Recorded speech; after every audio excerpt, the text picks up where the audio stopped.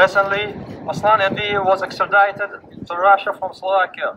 He was detained at the request of Russia and spent in the Slovak prison for about 8 years. The charges against Aslan are based on the testimony of convicted people received under torture. They have admitted this fact later. The person who needed political asylum was extradited by Slovakia despite the ban of the United Nations Human Rights Committee. We can say that they don't care about human rights. We came here today to draw public attention to this situation. Why does a country that is a part of the European Union allow itself to ignore the decision of the Human Rights Committee? Why is there no corresponding reaction from the United Nations towards the Slovak authorities? Now Aslan Yandiu is in Russia, in a country where human rights are not respected, in a country where even human rights defenders are being imprisoned on fabricated criminal cases, such as the detained human rights defender Ayub Titiyev, in a country where human rights defenders are being killed, like the murder Anna Politkovskaya, Natalia Stamirova, Alek Jabrailov, and Zarema Sadulayeva. Thus, the thousands of people who were abducted, imprisoned for crimes they didn't commit and killed. And this has been happening there for many years. The case is that most of the abducted and killed people are not so famous. And we are here to prevent Aslan Yandiu from becoming one of these thousands of nameless victims. We hope that if his situation receives publicity, it can save his life and even help to free him. Russia is a country where one part of the population is deceived and the other part is intimidated by state terror. Day after day, the situation in this country resembles more and more the circumstances in North Korea. The human rights defenders that still stay in Russia give evidence of it too. The Chechen Republic fought against Russia almost single-handed for its freedom and independence, for justice, peace, and tranquility on its land. But now, our people under occupation are in the same situation as all Russian citizens. We have to endure the abhorrent things committed by the Russian government: corruption, lawlessness, humiliation, abduction, murder, and slavery.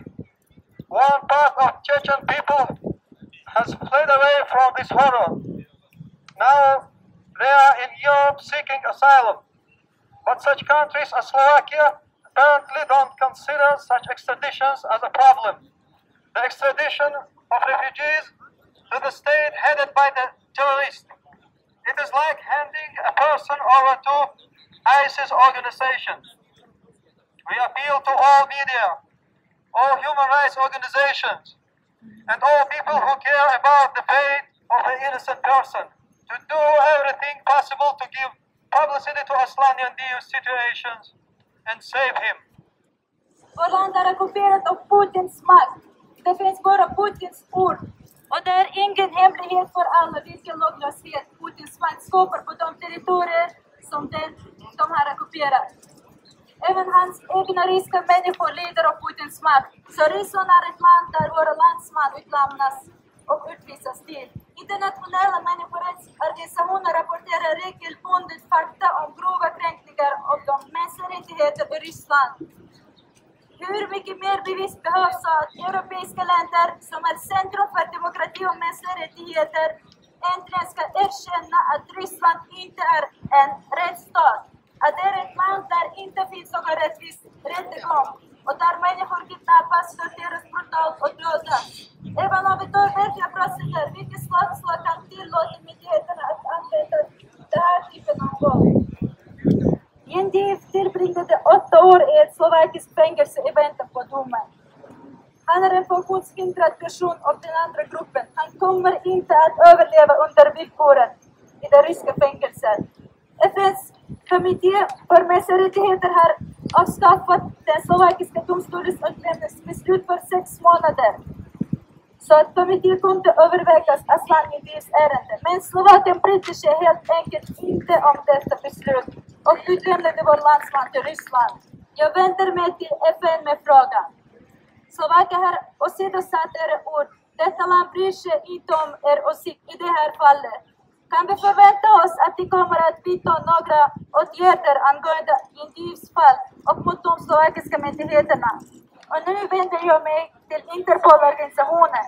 Varför kan Ryssland så enkelt begära någon person utlämnad som är oönskade i deras land? I listan över Interpol-Red Notice finns tusentals av våra landsmän. 90% av ansökningarna till vår organisation är från personer som begärs av Ryssland via Interpol och som inte är involverade i brottmål mot dem. När personen är arresterad av Interpol-polisen tas han till domstolen av myndigheterna i det land där personen fängslades. Sedan kommer en lång utlämningsprocess. Ryssland skickar utlämningsbrev med en begäran om att ge dem en farlig brottsling. Domaren håller nästan med om att överlämna honom, men ställer vissa villkor och krav. Ryssland sänder i sin tur ett svar med otäcka lögner att de håller med om alla villkor. Därefter utlämnas en person. Myndigheterna tror på ryska garantier och de är inte alls intresserade av att personer är skyldiga eller inte. Domstolen vid utlämningsfallet anser att i Ryssland finns det en rättvis rättegång som kommer att göra ett rättvist beslut. Hur lång tid kommer det här att fortsätta? Hur kommer ni tro på ryska garantier om det är ett land som skickar flyktingar från Nordkorea eller Uzbekistan tillbaka till deras hemland? Vad mer ska hända så att Europeiska unionländer ska förstå att på detta sätt när vi utlämnas går vi direkt till tyrannernas händer och våra rättigheter bryts där. Ryssland är ett land som dödar och fängslar människorättsförsvarare. Namn som Anna Politkovskaja, Natalia Istemirova är redan kända för alla. Nyligen har den ryska polisen placerat droger till människorättsförsvarare för den välkända ryska människorättscenter Memorial Ayub Titiyev. Och nu anklagas han narkotikainnehav. Via TV-kanalen försöker ryska propaganda att föreställa honom som en riktig missbrukare. De började ett bedrövligt brottmål mot människorättsförsvarare. Och de häms inte över att alla vet väl att brottmål var fabricerat. Ayub Titiyev gjorde ett bra jobb för att hjälpa människor som förtrycks av de ryska myndigheterna. Han hjälpte medborgare som olovligen förföljdes av myndigheterna på grund av politiska och religiösa skäl. Och nu är han i fängelse och ingen kan hjälpa honom. Efter allt detta tror ni fortfarande att man kan lita på ryska garantier. Det visar sig att Ryssland använder samarbete med Interpol, inte för att bekämpa brott, utan att behålla sin politiska bild. Och vi uppmanar Interpol att äntligen avlasta oss från ryska godtycke och beröva Ryssland av rättigheterna i den organisation. Fakta om Rysslands missbruk av sina rättigheter i Interpol har bevisats mer än en gång. Varför fortsätter Ryssland att förstöra våra liv och missbruka Interpols hjälp?